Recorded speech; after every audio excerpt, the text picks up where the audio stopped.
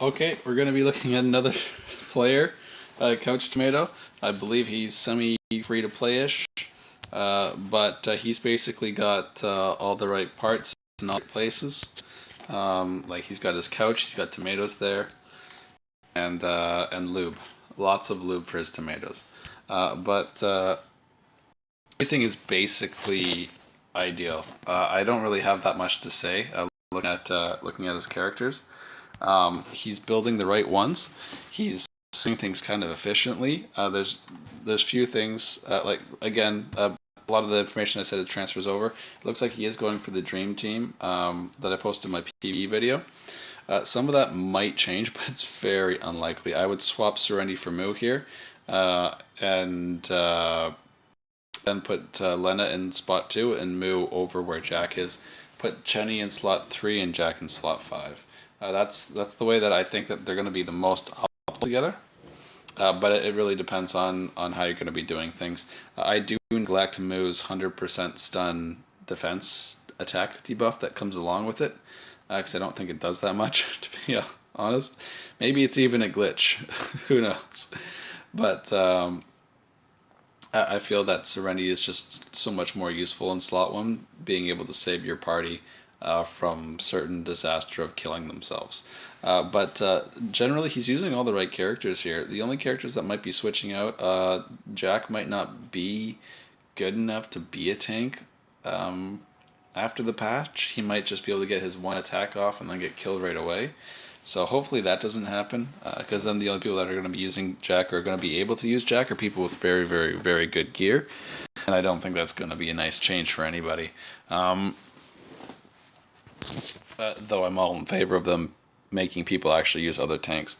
Though Lance might be a good option, to be honest, because he can taunt. If he can taunt bosses and make them use their basic skills, then that's going to be awesome. Now, it's not as good as doing 20% of their flat health, not by a bunch, but it's got to be probably one of the most greatest mechanics that they're going to be introducing. So I might be raising a lance myself to see how that works, but he's basically got the dream team right here in front of him. Now, I said what I said about the formation, so let's take a look at some of his other stuff.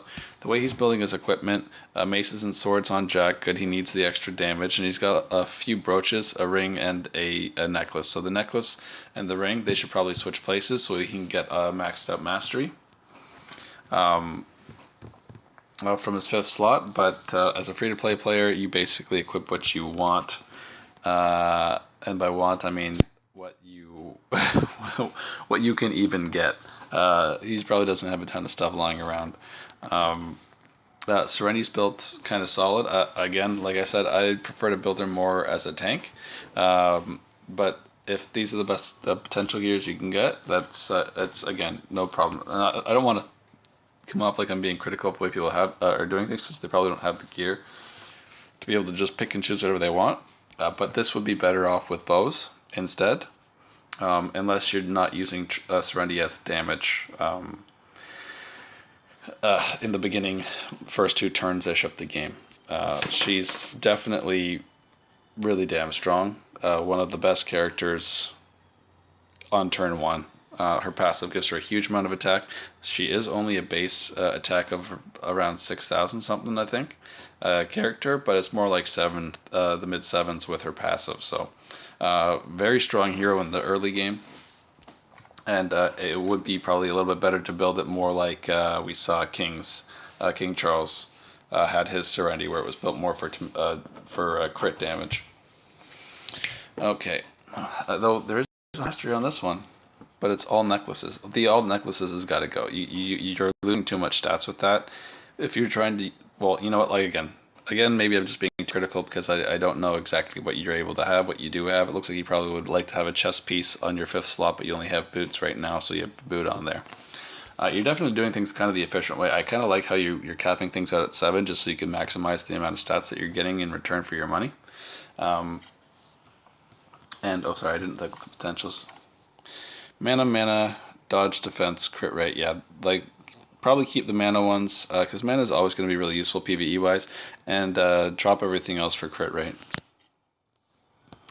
Okay, what else do we have here? Let's take a look at Moo. Alright, 255 mana on Moo. It's not that amazing. 1 mana potential. Unlock that 5th. Oh, wait, you're only a 4-star Moo. Okay.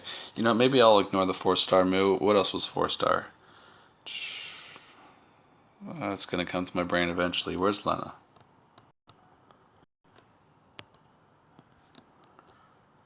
Am I just blind? Oh, she's only 3-star right now. Okay, well, that's unfortunate. So who are you using instead of Lena right now? Is it Kai? Nope.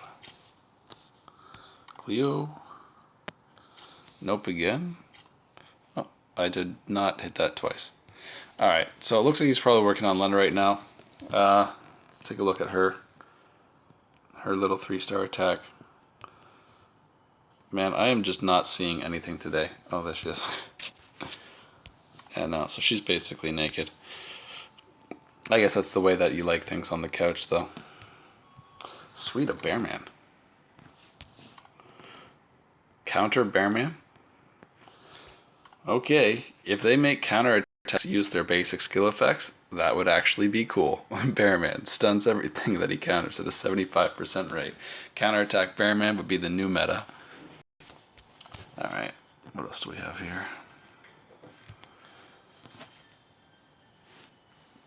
This is basically, like, everything that I kind of have to say is basically the same thing as I would have said with King Charles. A lot of characters, a lot of people are putting huge investment in Chenny, and that's probably my fault. But Chenny is just, like, she's probably definitely worth it in terms of how everybody else is playing. She brings the damage, she's got huge mana. Now, what's going on here to give you so much mana? 3 mana potentials and crit rate. Drop that HP for another crit rate, and you should probably drop that green mana for another crit rate. You don't really need this much mana unless I guess you really just want to only use the 3rd skill all day long. It doesn't cost that much. You probably get, what is it, like close to 400, yeah, 370. So you probably, with your just your passive region, you could probably get 4 or 5 casts of that. So that's, like, that's cool and everything, but maybe you want to consider some extra stats like crit rate. You could probably turn that 43 into a 60%. Might be a bit hard. What do we have here? Do we have the crit rate? Yeah, you have the crit rate potential on your accessory. That's cool. Yeah, so most of what I'm seeing, like everybody's kind of doing things the right way. It's just the potentials that are out of place. Another thing that I'm noticing is some people are a little bit lazy with their 1st and 2nd star farming of materials in the weapon storage. I know you want to get genes and all that, but you should really be, if you are a free-to-play player, you should really be doing as much as you can. Like, you should, like, devote, like, 1 day a week. Okay, I'm only spending all my energy on weapon storage that day. It's not the nicest way to use your energy, but at least you can just auto all day and then just do your dailies and whatever, and you forget about it.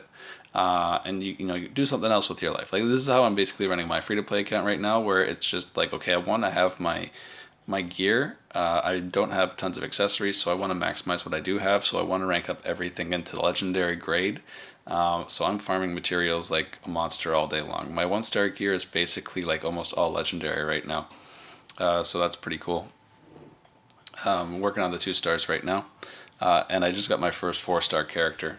And farming those materials for rebirth is a pain in the ass. But that's what this game's like if you're free to play. It's a giant, giant farm. Well, not that it's much different for pay to play. It's just that there's certain things I don't have to farm, so I can farm only the good stuff, like the hero genes, and get those done faster. But he's got basically the perfect team here. Let's look at Lena real quick. I just want to check out her skills. Probably she's getting all the investment for the hero genes in anticipation of the future. Yeah, so he's probably putting all his perfect genes into this. One thing I want to say, it's cool to get the first skill, I guess, but you really want to stack this as high as you can. Get it to at least 6 or 7 before you move on to something else. Her passive is not that good, so you could probably drop that. You really don't need it that much. And again, crit rate is the only potential you should be seeing over here. What's your crit rate at? Oh wow, so your crit rate is not high enough to activate. Oh, I hate this stupid thing. That's a weird glitch. Your crit rate is not high enough to activate her skill right now. So I'm sure it will be once you have her 5-star and you're gearing her up and everything like that. Just make sure you get at least the 3,000 crit rate. The best way to build her again, like crit, crit, crit, crit, crit, crit, crit, crit, crit, crit, crit, crit, crit. Any character that's going to be bringing the pain, crit is always the go-to stat, with the exception of Jack because he's kind of like an off tank at the same time. But it looks like you're doing this right. Bows, chess pieces, and you're just probably going to throw on some rings for accessories. Though you do want to have your mastery maxed out also. Like I'm saying necklace is the best 5-star accessory that you could probably have because it can kind of deal with your mastery, like the defense and the hit rate and the crit rate. I don't think that they kind of scale disproportionately. So you're kind of better off having the pendant in the last stage for characters that do have high mastery. If you have a character with 8,000 mastery as a base stat, then one pendant puts them at 100%, which is cool for 5-star. Anyway, what else can we look at here? No immunities on anybody. Chinny brings the pain. Jack tanks it up and eats people alive. Moo does the heals. Do you have... Alright, you do have Moss for a backup. It's always good to have alternates that you could throw in and out when the formation's not working for a specific level. Or like maybe the way that the level's designed kind of just completely cockblocks Jack. Like, oh no, boss is immune to 1 damage away, so 1 tile away skills. Because things like that apparently do happen. That's a strange immunity, to be honest. It's pretty bullshit. But it's their game and they've done it. So I really like what he's doing here. Keep up the good work. Like I said, maybe just change your formation a little bit for optimized play in the future. And really focus on some crit rate above some of the other potentials. Even if the crit rate is a gray potential, it's not a bad potential. Crit rate is one of the best gains you can get, and at 5-star you get a minimum of 310. So 310 and a ping potential of 400, you shouldn't be so excited for the less than 1% crit rate. It's just not it's not worth tearing your hair out. If you have all blue crit rates and then you have 1 gray one and you want it to look better later, maybe spend your mana stones on it if you feel that you absolutely need to have 3 more tenths of a percent. It's like I said, it's not really gonna move mountains for you. So just if you can get some crit rate potentials for your DPS characters, that's the way to go. Probably Chenny should just kind of stay a little bit like the way that she is with the mana, but maybe drop them. Like drop your 1st and 2nd slot for more crit rate, because it does look like Chenny is your only character that can really bring huge area damage. You got a lot of eggs in that basket right now, which is fine. I guess you're using Deborah also. She's ready. She's ready to explode into a 5-star. But I guess you're going to take all this stuff and give it to Lena in the near future, so I guess that's kind of a waste. Anyway, keep up the good work. You're doing pretty well. And you should be able to... I don't know if you cleared tower last month, but it looks like you might even have a team that could actually do it this month if you weren't able to. It looks like you have some potential to be able to do it right now with just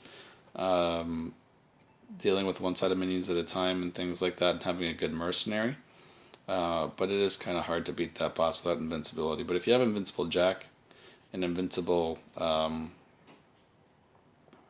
who else would be a good invincible character? Well, honestly, just because of the way that Lena's skill works, if you can keep Lena safe, you can probably beat the Tower 55 boss by keeping her safe and using her and Jack invincibility, using their skills over on the boss and throwing in a Hellfire or something. It might be possible for you to do it like that too. It's not as hard of a level as it seems. It's just you're gonna really need to probably use your mercenary to smoke out one side. Probably a very, very, very, very good mercenary, so maybe you should look down the top 10 list and start sending friend requests to help take out one side. And then just move on to the other side. Wait until turn 18 or whatever. Make your Lena and your Jack invincible, and then just pound down with their percentage skills and hope that you can kill it before the effects wear off. Anyway, that's about it for you. Good choice in heroes. They're all good heroes. Bearman, you might want a 5-star just for having a situational alternative for a tank. If you need a tank that can actually tank, Bearman's a beast.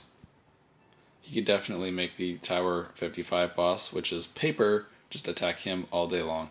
And what you can do with him is kind of stick him against a wall, and then you could trap the tower boss around so he can't position, so you just have one character on all sides.